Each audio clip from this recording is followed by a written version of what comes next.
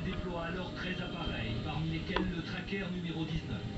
Il est 17h45 quand l'avion plonge au milieu des flammes à plus de 200 km/h, mais il n'en reviendra jamais. L'engin est en miettes, complètement disloqué, rongé par le feu. Le réservoir a explosé, réduisant tout le périmètre en cendres. Et le plus terrifiant, c'est que le corps du pilote est introuvable. C'est une bombe de feu pour nous. L'avion était détruit et il n'y avait aucune chance qu'il y ait un seul rescapé d'une épave comme ça. Et d'ailleurs, Patrick Calamiel ne répond plus. Ancien pilote de chasse avec plus de 5000 heures de vol à son actif, ce soldat du feu semble être à jamais prisonnier des flammes. Et l'impensable se produit.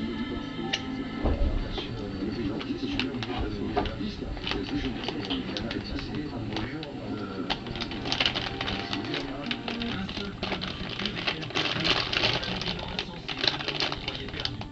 On touche les arbres, et bien un jour, donc a priori ces gens sont là, l'avion a perdu sa vitesse en fait.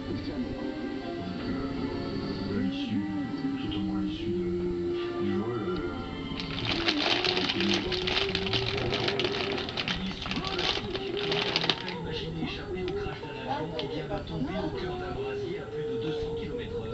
Et pourtant Patrick a survécu. l'avion n'a pas explosé à l'impact, et à la suite de quoi j'ai pu évacuer puisque j'étais conscient. Sûr que si j'avais été inconscient, j'aurais eu une zone brûlée, très chaude, et l'avion s'est tombé.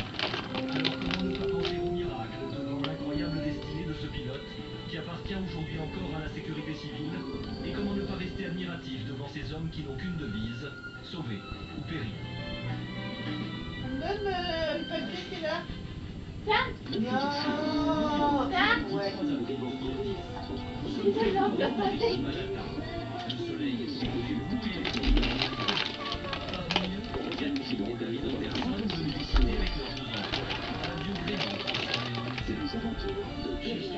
Ma fille était en train de monter les marches du bateau et je me suis arrêté pour la prendre en photo. Mais la photo était ratée, alors je l'ai effacée. J'ai regardé mon appareil photo pendant 4 ou 5 secondes, pas plus. Et lorsque j'ai relevé la tête, ma petite fille avait disparu. Et là, ce que je redoutais le plus est arrivé. Je me suis penché et je l'ai vue en bas, dans l'eau. Elle flottait sur le dos, les yeux grands ouverts, et me fixait. La fillette a fait une chute de 6 mètres dans l'eau glacée de l'East River, qui ne dépasse pas les 4 degrés à cette époque de l'année. Et le pire, c'est qu'elle ne sait pas nager. Le temps est compté et David est encore loin de sa fille. C'est alors qu'un homme surgit et plonge. Non, il...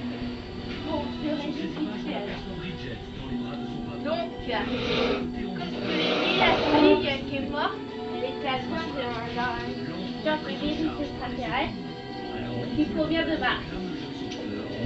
Et le mec dont la fille, il avait la carte, il lui dit est-ce que t'aimerais sauver d'autres personnes atteintes de la même maladie, du même virus? L'histoire aurait donc pu s'arrêter là.